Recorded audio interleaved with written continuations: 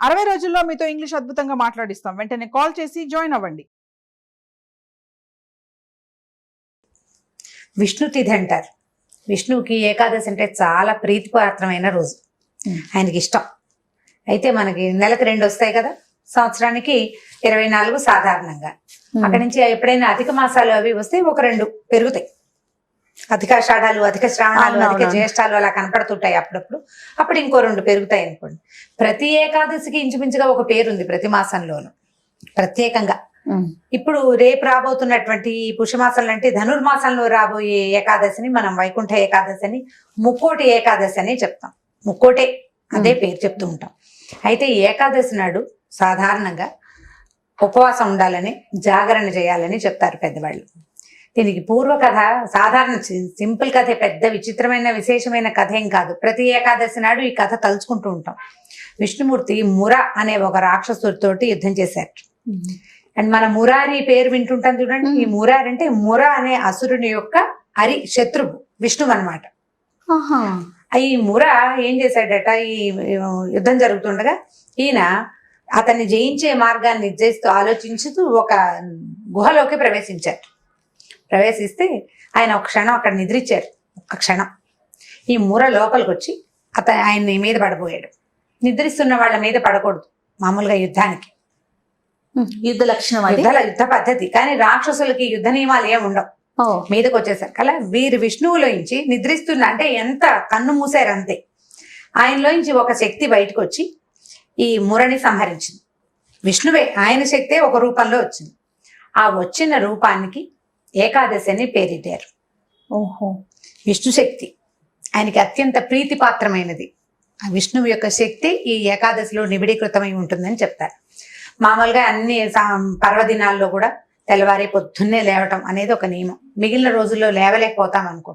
పర్వదినాలు అంటే తిథులు, ఏకాదశి, పౌర్ణమి, తర్వాత ఏమో మన దేవీ దేవతల జన్మదినాలు జరుపుకున్న కృష్ణాష్టమి, శ్రీరామనవమి, గణేశ చతుర్థి, తర్వాత ఏమో ఈ పంచమి, స్కంద పంచమి, ఇలా రకరకాల పేర్లతోటి మనం భగవంతుడి దేవీ దేవతల యొక్క జన్మదినాలుగా చెప్పుకుంటాం.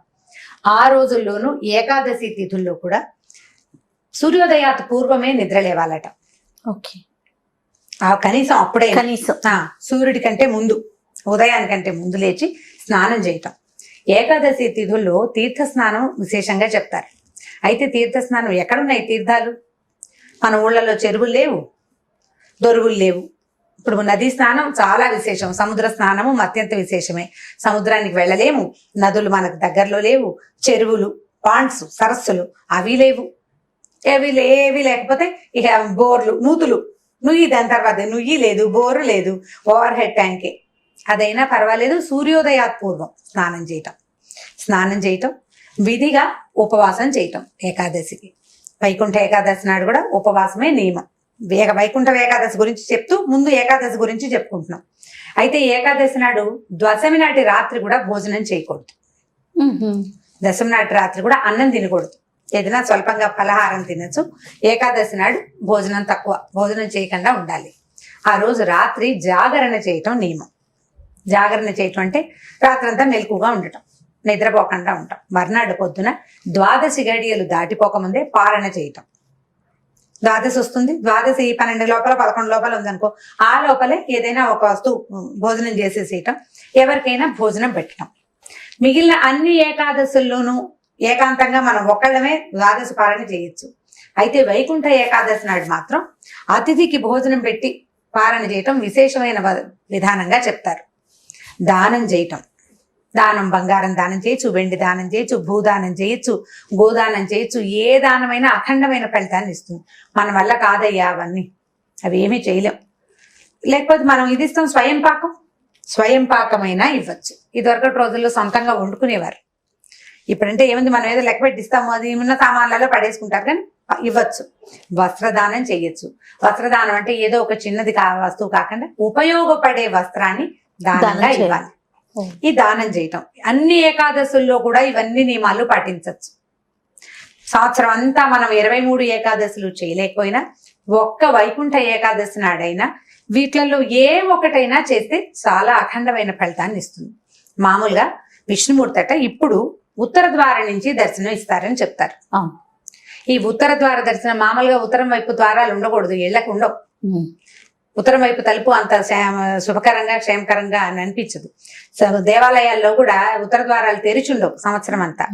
కేవలం ఈ ఒక్క రోజే వైకుంఠం ద్వారం తెరిచినంత అత్యద్భుతంగా ప్రతి దేవాలయ ఉత్తర ద్వారాలు తెరుచుకుంటాయి. ఉత్తర ద్వారం నుంచి స్వామిని గనక దర్శిస్తే వాళ్ళకి మళ్ళీ పునర్జన్మ ఉండదని చెప్తారు. అసలు ఏకాదశి తిథే విష్ణు తిథి అని చెప్పుకున్నాం కదా, ఏకాదశి అన్నవాడికి నరక బాధలు ఉండవని చెప్తారు పెద్దవాళ్ళు. యమభటులు రారు వీళ్ళ కోసం. ఓహో. ఇప్పుడు ఇవాళ మన కోసం రారు, రేపు ఏనాడైనా రావాలి కదా. ఈ మొత్తం ప్రజలంతా యముడు భట్టలే తీసుకెళ్తారు అందరి ప్రజల్ని.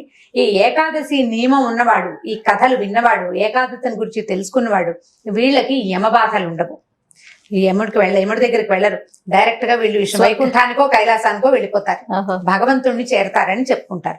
అయితే ఏకాదశి పేరు అందరూ చెప్తారు కదండి, అంటే వాళ్ళ టైం అయ్యేదాకా ఉంటారు అక్కడ. నువ్వు ఎంతసేపు చెప్తే అంతసేపు. నువ్వు పేరెత్తితేనే ఇంకా యమభట్టలు మన దగ్గరికి రారు. పద్మ పురాణము, ఆ పురాణాల్లో ఇలాంటివి చెప్పబడి ఉన్నాయి కథలు. మామూలుగా మనం చెప్పుకుంటాం కార్తీక మాసంలోనూ అప్పుడు అభిషేకం చేస్తే వెంటనే వీళ్ళ పాపాలన్నీ పోతాయి, వీళ్ళ కోసం కైలాసం నుంచి విమానాలు వచ్చేస్తాయి. కథలే, నిజమే ఆ మాట ఎంతో కొంత. అయితే ఏంటంటే అది భక్తితోటి చేసినా తెలియక చేసినా కూడా ఫలితం లభిస్తుంది అని చెప్తారు. ఏకాదశికి భక్తి తత్పరతతోటి చేయటం ఒక నియమం. పైగా ఇప్పుడు అభోజనంగా ఉండటం అంటే దాని మీద కూడా చెప్దాం. ఈ ముర అనే రాక్షసుడట బియ్యంలో దాక్కున్నట్ట ఈ తిథి నాడు. అందుకని అన్నం తినకుండా ఉండటం అనేది ఒక నియమంగా ఒక కథగా చెప్తారు. అన్నం తినకూడదు. అందుకని ఏకాదశి తిథుల్లో అన్నం తిన్నవాడికి అనారోగ్యం వస్తుంది, అందులో దానికి రాక్షసుడి చేరిక ఉంటుంది కాబట్టి అందుకు ఏకాదశి నాడు భోజనం చేయొద్దని ఒక కథ చెప్తారు. ఇక ఒక కన్నడ బ్రాహ్మణు ఒక ఆవిడ నాకు ఈ మాట చెప్పారనమాట, ముర బియ్యంలో దాక్కున్నాడు అందుకని తినకూడదు అని. అయితే ఇప్పుడు మన వైపు పెద్దవాళ్ళు ఎట్లా చెప్తారంటే, ఈ అభోజనంగా ఉండటం అంటే ఆరోగ్య పరిస్థితిని అనుసరించి అభోజనం. మామూలు రోజుండి పీకల దగ్గర శుభ్రంగా తినేసామనుకో, మనం తినేసిన వాడు ఎట్లా మెలకుగా ఉంటాడు? నిండుగా ఉన్న వాళ్ళకి నిద్ర వస్తుంది. అవును. మనకు ఏకాదశికి ఏమిటి నియమం? జాగరణ నియమం. పైగా ఉపవాసం అంటారు. ఉపవాసం అంటే ఏమిటి అర్థం? దగ్గరగా ఉండటం అని. దేనికి దగ్గరగా ఉండటం అంటే సంస్కృతంలో అసలు దాని పేరేది ఉపసమీపే అని ఒక ధాతు ఉంది. ఉప అంటే దగ్గర అని అర్థం, సమీపంలో వసించడం భగవంతుడికి. భగవంతుడి సమీపంలో మనం వసించాలంటే జాగరూకతతోటి ఉండాలి. అంటే మన బుద్ధికి తాలూకు ప్రచోదనం, దానికి మెలకు ఉండాలి బుద్ధికి. ఆహారం తీసుకున్న వాడికి మెలకువ ఉండదు. అందుకని నీకు ఆరోగ్యానికి ఇబ్బంది లేనంతగా కొద్దిపాటి ఆహారం తీసుకోండి. కటిక ఉపవాసం చేయమని చెప్పరు ఎవ్వరు కూడా. ఈ ఏకాదశిలో నిర్జల ఏకాదశి అని ఒక ఏకాదశి ఉంది, జలం కూడా తీసుకోకూడదు అని ఒకటి ఉంది. ఇప్పుడు ఈ వైకుంఠ ఏకాదశికి తేలికపాటి ఆహారం తీసుకోండి. బియ్యానికి సంబంధించింది అన్నంది కాకుండా తులసి తీర్థంతో ఉండేవాళ్ళు, తేనె నీళ్ళతో ఉండేవాళ్ళు, పళ్ళు, తేలికపాటి ఆహారం, ద్రవాహారమైనా ఘనాహారమైనా కొన్ని గంటల పాటు నువ్వు ఉండగలిగేటట్టుగా ఇబ్బంది లేకుండా. అక్కడి నుంచి రాత్రికి మనం మెలకుగా ఉండాలి, జాగరణ చేయాలి. రాత్రి జాగరణ అంటే ఊళ్ళలో మా చిన్నప్పటి సంగతి చెప్తున్నాను. ఒక టికెట్ మీద 2 సినిమాలు 3 సినిమాలు ఉండేవి. అవి ఎప్పుడెప్పుడు దీనికి శివరాత్రికి జాగారం చేయాలి కదా, శివరాత్రి జాగారం. వైకుంఠ ఏకాదశికి జాగారం అని సినిమా చూస్తూ ఉండటమే. రోడ్ల మీద కూడా ఈ తెరలు కట్టి సినిమాలు వేస్తూ ఉండేవాళ్ళు. సినిమాతోటి కనుక నువ్వు జాగారం చేస్తే పెద్దగా ఉపయోగం ఏమీ లేదు. అలా కాకుండా భక్తిపూర్వక సినిమాలు చూస్తే పర్వాలేదు. ఏమో అది కొత్తలో కొంత నయం. అందులో కూడా రకరకాల డ్యాన్సులు పాటలు ఉంటాయి కదా, జోకులు చాలా ఉంటాయి. అలా కాకుండా ఒక భజన, ఓ 10 మంది కలిసి ఒక చోట హరినామస్మరణో శివనామస్మరణో చేయటం, లేదా ఎవరైనా పెద్దవాళ్ళ తాలూకు ప్రవచనాలు వింటాం. అట్లాంటి జాగారం కనుక చేస్తే తొలికోడు కూసేదాకా. తర్వాత ఇందులో ఇంకొక నియమం ఏంటంటే ద్వాదశి నాడు నిద్రపోకూడదు. మనం ఏం చేసాం? దశమి నాటి రాత్రి భోజనం చేయలేదు. ఏకాదశి నాడు మొత్తం ఆహారం నిరాహారం అంటే స్వల్పాహారంతో ఉన్నాము. రాత్రి జాగారం చేసాము. ద్వాదశి నాడు పొద్దున అన్నం తిని కాస్త, ద్వాదశి నాడు అంటే పొద్దున పూజ చేసుకుని పాయసం, పప్పు, పులుసు వండుకుంటారు. అతిథులకు పెట్టాలన్నా 4 పదార్థాలు వండి పెట్టాలి కదా. అప్పుడు మనం కూడా భుజిస్తే ఇక మధ్యాహ్నం నిద్ర ఊపేస్తూ ఉంటుంది కదా. ఆ నిద్రని జయించటమే మీ తాలూకు జితేంద్రియత్వం బయటపడుతుంది. ఆ నిద్రని జయించాలి. ద్వాదశి నాటి రాత్రి కూడా భోజనం చేయకూడదు. ఆహా. దశమి నాటి రాత్రి, ద్వాదశి నాటి రాత్రి ఫలహారమే, ఏకాదశి మొత్తం ఉపవాసం.